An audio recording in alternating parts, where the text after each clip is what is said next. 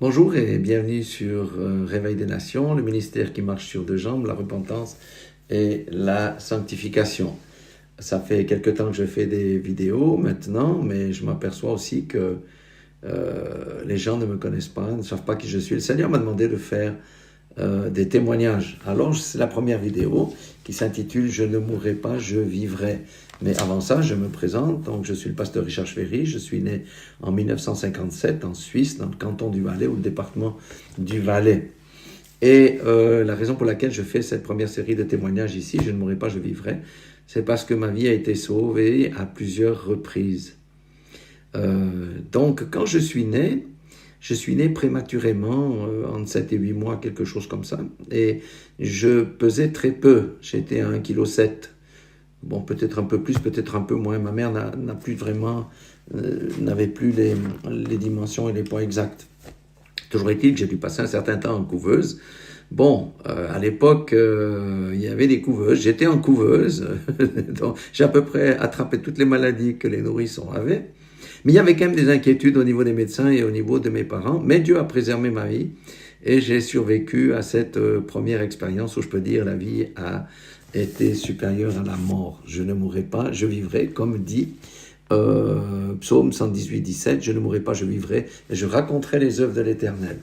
Alors beaucoup diront, bon être né prématuré, c'est pas vraiment un grand témoignage, mais allez, il faut se replacer dans le contact d'à l'époque et voir les choses qui vont suivre derrière. Du reste, ma maman, qui avait beaucoup d'humour parfois, quand elle me regardait, elle me disait, ouais, tu sais, quand tu es né, tu avais la taille d'un gros rôti, pas plus. Bon, elle avait beaucoup d'humour. C'est vrai qu'on faisait beaucoup de grillades et des rôtis, mais ça représente bien la taille que j'avais à ma naissance.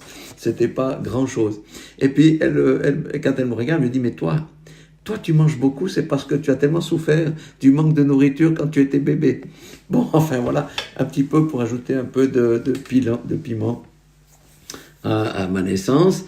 Et du reste, elle me disait aussi, oui, mais toi tu es né prématuré, mais c'est pour ça que tu es toujours pressé dans la vie de faire les choses. Oui, ça c'est aussi vrai. Peut-être que ça a une influence. Vous savez que j'ai aussi connu une femme de Dieu qui, elle, était née avec un grand retard. Elle était d'une lenteur absolument incroyable. Alors, quand nous étions ensemble, avec ma femme et elle, moi, je souffrais énormément parce que il fallait toujours attendre. Enfin, voilà pour ce premier témoignage. J'étais prématuré, mais j'ai survécu. À l'âge de 12 ans environ, mon oncle construisait sa maison à côté de la maison de mon père, une maison avec un toit plat. Et ça veut dire qu'il n'y avait pas de toit, c'était un toit plat qui finissait avec la dalle. Et il y avait des échafaudages, nous avons grimpé dessus, il y avait une échelle, nous sommes arrivés jusqu'au toit. Donc, chose que nous n'aurions jamais dû faire, il est arrivé, bien entendu, ce qui ne devait pas arriver. On jouait à se courir après sur ce toit, la maison où la dalle avait été posée. Et voilà que j'ai perdu l'équilibre. Je suis tombé en arrière d'une hauteur entre 5,20 m et 5,40 m. J'ai atterri sur un tas de gravier et ma tête a heurté un plot. Là, j'aurais pu mourir parce qu'une question de centimètres, j'aurais pu frapper de plein fouet ce plot, j'aurais été énuqué ou ma tête aurait explosé. À l'époque, il n'y avait pas beaucoup de voitures, mais on s'est débrouillé pour m'amener à l'hôpital de Sion. Et là, je me suis réveillé 3 jours après avec un gros bandage sur la tête et une glacière, on va dire, une poche de glace au sommet de ma tête. Mais il y avait zéro dommage, absolument rien du tout. La grâce de Dieu était avec moi. Je ne mourrai pas, je vivrai. Troisième incident, qui là, c'est quand même quelque chose de très costaud. J'étais à l'armée, je devais avoir dans les 23-24 ans. Je faisais un cours d'hiver, ce qu'on appelle un cours de répétition. Et j'étais au col du Simplon, qui fait la limite entre l'Italie et la Suisse. Il y avait 1 mètre de neige. La route avait été déblayée, mais il y avait une petite pellicule de neige tassée, ce qui rendait la route glissante, bien entendu. Et un matin, alors que j'aidais à débarrasser les autocuiseurs pour le déjeuner qui étaient dans une petite camionnette qu'on appelle un affling avec un pont, eh bien, j'étais avec le sergent de la cuisine. Il faut dire que ce jour-là, il y avait ce qu'on appelle le brouillard à couper au couteau. Ça veut dire que on se voyait même pas à 3 mètres, même pas à 2 mètres. Il n'y avait pas de visibilité. Et quand c'est comme ça, on n'entend aucun bruit. Donc, lui, il a pris d'un côté l'autocuiseur, moi de l'autre. On le sort de l'arrière. On fait le pas de côté. Au moment où on fait le pas de côté, il y a un camion de matériel militaire qui est rentré dans le véhicule et qui a projeté la petite camionnette là comme une balle de ping-pong, comme un ballon de football. Et si nous avions discuté comme c'est souvent le cas avant de décharger, eh bien nous aurions été, pour une fraction de seconde, nous aurions été aplatis contre, disons dans le choc, nous aurions été tués tous les deux, mais nous avons eu la vie sauve, et là, à nouveau, la main du Seigneur était sur moi, parce que je suis un homme de destinée, je suis quelqu'un qui a une destinée. Alléluia. Je ne mourrai pas, je vivrai, je raconterai les œuvres de l'Éternel. Maintenant, le quatrième et dernier témoignage, c'était en Afrique. Je faisais une tournée en Afrique. J'étais en Afrique d'abord au Gabon, et ensuite j'étais au Cameroun, dans différentes villes, pour visiter des frères, des sœurs, des pasteurs que je connaissais. Et au Gabon, à la sortie d'un culte nocturne, j'ai senti une petite piqûre sur ma cheville droite. Bon, j'y ai pas prêté attention. Maintenant, quelques jours après, ma cheville a commencé à enfler et la peau a commencé à se craqueler. Mais là, je devais partir pour le Cameroun. Je suis parti au Cameroun faire un grand tour. À Bafoussam, à Douala, à Mburuku, il y a même les Camerounais, ça fois où c'est perdu sur une montagne, mais ma jambe se dégradait et la peau commençait à se fissurer. Et voilà que maintenant, ça devient tout rouge. Depuis jusqu'en dessous du genou, c'est monté du côté de la cheville, et une grande rougeur. Et maintenant, voilà qu'il y a une plaque de puce qui a commencé à se coller sur ma cheville. C'était vraiment horrible à voir. Donc, je regardais ça, et je disais, je ne mourrai pas, je vivrai. Je ne mourrai pas, je vivrai. Satan, tu es mon cœur, je suis un homme de foi. Je ne mourrai pas, je vivrai. Quand je suis retourné à Yaoundé, chez le pasteur qui nous hébergeait, il m'a dit, mais mon fils, mon frère, non, mais il faut rentrer d'urgence en Suisse, tu ne peux pas rester avec ça ici. Nos hôpitaux ne permettent pas de traiter ça. Donc, bon, il me restait 3 jours, j'ai été chez Air France, on a modifié le billet d'avion. Moi, je ne savais même pas que je pouvais être rapatrié, mais c'était vraiment moche. Et je ne pouvais plus porter de souliers, j'avais des chlapettes, ça me faisait mal.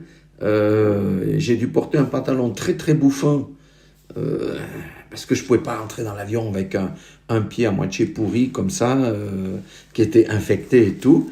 Mais j'ai dû demander l'assistance médicale à Paris pour qu'on me transporte à Roissy, qu'on me transporte dans une chaise roulante d'un terminal à l'autre. Quand je suis arrivé à Genève, mon pasteur là, il a regardé ça, et on a été tout de suite au CHUV, à l'hôpital universitaire vaudois.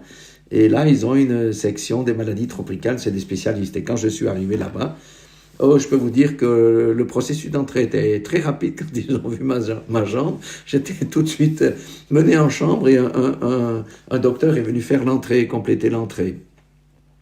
Et il a regardé ça, il ne voyait pas ça d'un bon oeil. Il dit, je ne vous cache pas que franchement, ça c'est grave. Il dit, est-ce que je peux vous poser quelques questions? J'ai dit, oui, volontiers, il n'y a pas de souci.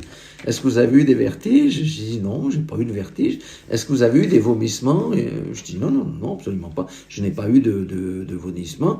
Est-ce que vous avez eu des températures élevées, etc. Vous avez fait de la fièvre? J'ai dit, non, je n'ai pas fait de la fièvre. Mais le médecin ne me croyait pas. Il me disait, mais non, mais vous racontez des histoires. Avec ce que vous avez là, normalement, c'est des symptômes qui vont avec ce genre de choses. J'ai dit, non, absolument pas. Il dit, bon. Et puis je lui ai dit, vous savez, je suis un homme de foi. Il dit, on laisse la foi de côté. Donc avec un instrument, il a commencé à sentir un peu la poche qui était en dessous du pull, là. Il me dit, mais il y a plein de liquide là-dessous. Demain, on va vous endormir, on va débrider, ça veut dire on va ouvrir, puis on va voir ce qu'il y a à l'intérieur avant de prendre une décision. Je dis, bon, ok, pas de problème. Donc le lendemain, on m'endort, je dors. Et quand je me réveille, ben voilà, je suis dans ma chambre, j'ai ma jambe qui est allongée dans une espèce de tube, parce qu'il ne fallait pas que je bouge ma jambe. Et puis le médecin est venu, il m'a expliqué, il disait, mais écoutez, M. Chvéry, on ne comprend pas, il y avait un bon verre de jus noir, noirâtre, brun, mais comment ça vous arrive ça? J'ai dit, mais écoutez, moi je ne sais pas, j'ai senti une petite piqûre. Et puis voilà. J'ai pas osé lui dire que c'était la sorcellerie, parce que au Gabon, il y a plusieurs personnes qui sont mortes de ce genre de choses. Le pied, c'est comme s'il y a des écailles qui viennent dessus, dans certains cas. Dans d'autres cas, ça, c'est le pus. Dans d'autres cas, le pied vient tout noir, et en général, les gens sont liquidés en 1 semaine ou 2. Et le médecin me dit, mais vous avez beaucoup de chance, parce que normalement, avec ce que vous avez là, vous auriez dû mourir en Afrique parce que pour la prochaine étape, c'était la septicémie. Et on ne comprend pas pourquoi ce jus ne s'est pas diffusé dans votre corps, dans les vaisseaux et tout ça. Donc voilà. Dieu a été au contrôle de cette affaire-là et j'ai eu la vie sauve. J'ai été la coqueluche dans cet hôpital. Même les infirmières me disaient « Ah, c'est vous l'Africain ?» Ils venaient voir le pied qui n'avait pas été encore opéré parce que j'ai dû être opéré, refermer le trou, on a dû faire une greffe, etc. On m'a dit « Mais racontez-nous ce qui vous arrive. » Et j'avais les photos, je leur montrais les photos de cette chose et je dis « Oh, c'est incroyable !» Donc, voilà comment Dieu m'a sauvé la vie à 4 reprises. Je ne mourrai pas, je vivrai. De temps en temps, nous devons manifester la foi et j'ai compris avec le recul et avec les années que c'était ma destinée. Le diable ne pouvait pas me tuer parce que Dieu avait un plan pour ma vie. Alléluia. Et ça a été peut-être la première fois où j'ai pu démontrer une foi incroyable parce que je vous assure, quand je regardais mon pied là, si j'avais pas la foi, je pouvais partir en syncope. Je disais non, je parlais à mon pied, je ne mourrai pas, je vivrai, je ne mourrai pas, je vivrai. Et je peux vous dire, de même que Jésus était avec les 3 Hébreux dans la fournaise, de même que Jésus était dans la barque où ça secouait avec les disciples, Jésus était avec moi lors de ce voyage-là et j'ai eu la vie sauve.